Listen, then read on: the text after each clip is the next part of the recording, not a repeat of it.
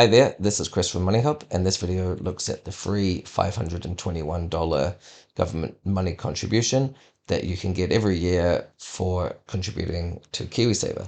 So this is quite widely known, but we've put together a structured guide to explain it specifically to those who are self-employed, to students, to people at home looking after children, taking a break from the workplace, and people who may have early retired but are still under 65.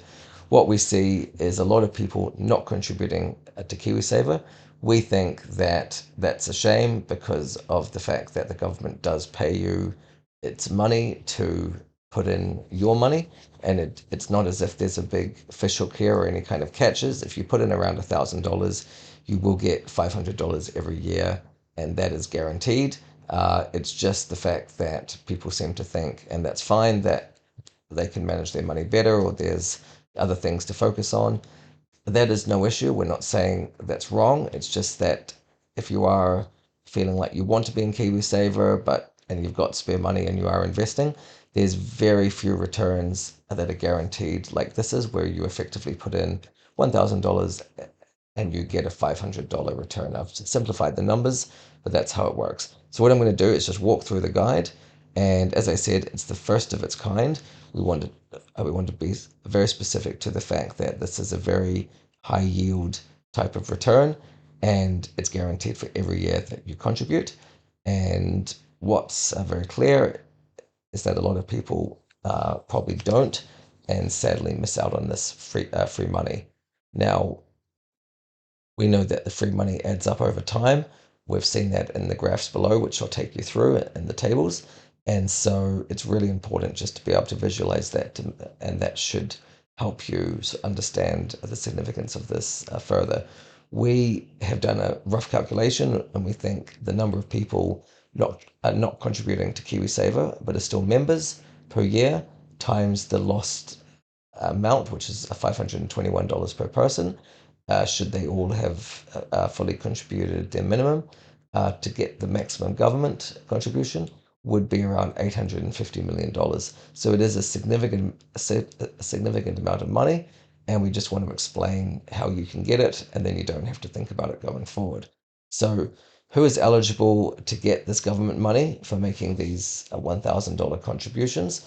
Well, you have to be between at the age of 18 and 64, so that's very clear.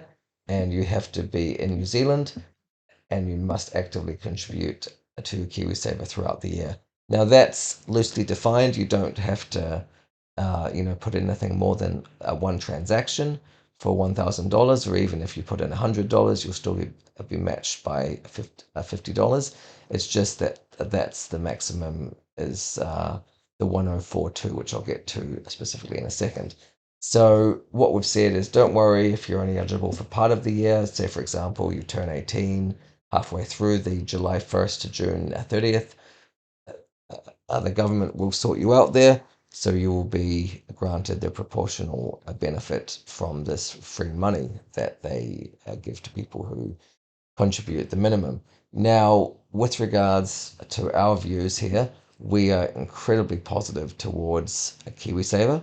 That's just because there's a lot of people in New Zealand without any savings, and we know that most employers will have to put in the 3%. There are some legal issues around when people opt out of it or things like that, but for the most companies, the 3%, that's a real thing. Of course, you take away your own 3%, so that becomes 6% or thereabouts, and that's how it kind of works. And then you add on the KiwiSaver contribution from the government per year, and it's designed to make your life better now and later on. Should you need a house in the short term, should you move overseas or do anything like that, then it's always yours to withdraw.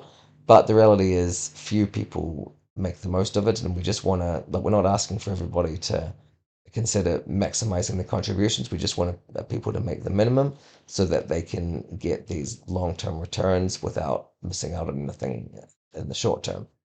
So what we've said is it's not a trap. KiwiSaver is not this thing that's out to charge you lots of fees. Fees have never been lower, and it's not one of these things that's going to just take your money and turn it into dust. Most of the funds are year on year sorry, year on year, very profitable, and of course beating term deposits and the growth in the aggressive categories. And so these are strong investments that are widely regulated or heavily regulated by the likes of the Financial Markets Authority. And so this is not something to shy away from for most people. It's not going to suit everybody, KiwiSaver, and of course there are always people that it's not probably suited to. But for the majority of the majority of New Zealanders, we can safely say that KiwiSaver is a very strong offering. Now, why is it so valuable? Well, I'm just going to quickly refer to this video, which we've put up as well, that takes you through the contributions you can make over 47 years, which sounds a long time, but it's showing it's basically demonstrating someone from age 18 that will be able to amass around $600,000 by investing around $49,000 over 47 years, should the average post-tax and post-fee return on their fund be 7%. Now, of course, some years it'll be higher, some years that will be lower, but it's very clear that works wonders. Of course, if you're like if you're 35 or you're a bit older or a bit younger and you already have a KiwiSaver balance and you've stopped contributing, that's fine. But we just want to encourage people to consider making these minimum contributions, because I know $1,000 goes into the KiwiSaver vault basically and doesn't get utilized till later.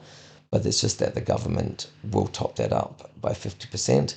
And so it's just a very high yield return that's guaranteed, and you don't have to think about it. So, of course, you will be charged fees by the KiwiSaver fund, but some of these fees are as low as 0.15%, and so it's making it just cheaper and cheaper. Some of them are as low as 0.07% and 0.03%. So there's very cheap fees out there. It's not all like 1 or 2% fees and performance fees and all that other stuff. It's a very attractive offering, and we just want to make it clear that while markets do go up and down, long term, this is where the world's money goes into. They all go into managed funds, or not all of it, but of course that's where the growth is. So over a long period of time, making the minimum contributions will really help when you add in that government top up versus doing nothing at all with KiwiSaver. It's just going to be lost money. Of course, you could invest it yourself, but you are missing out on that immediate $500 from the government. So moving forward, we find that there are more benefits to KiwiSaver, such as building up retirement savings consistently and then growing a nest egg if you want to buy your first house, and basically reducing financial stress if you see a large amount of money in your KiwiSaver balance, whether that be through your bank or a separate login. You know that it's there. You can use that for a home. Should you have some sort of financial hardship, it's going to be there. You can apply for it to be withdrawn, a portion of it or whatever is decided. We just want to say that this is a very, very good scheme to be involved in that sadly too many New Zealanders are missing out on.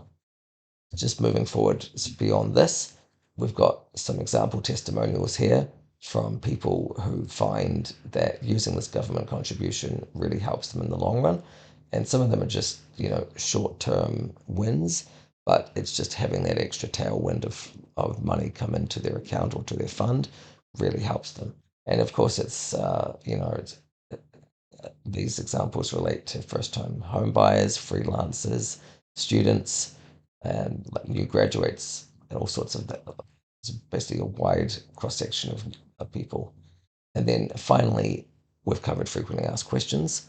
Now, the reason we've done that is to just bring out some questions which are a little bit specific.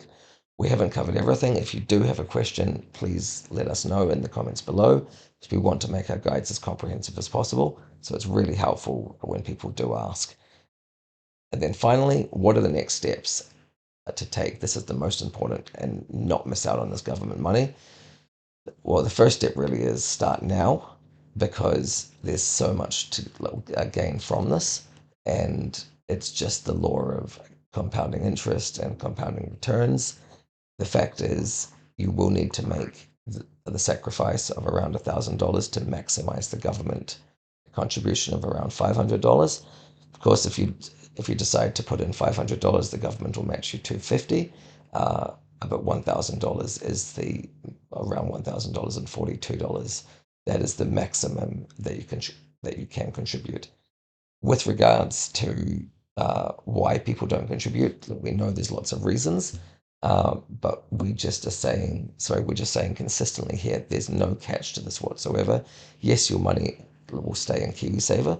That's the idea of KiwiSaver, but the returns can be significant. And just to preview the other video, which is listed above, sorry, listed below, you can see here that for, for an annual investment of 1564, which is the maximum personal contribution before the government contribution sort of taps out, plus the government contribution, so around $1,000 plus 500.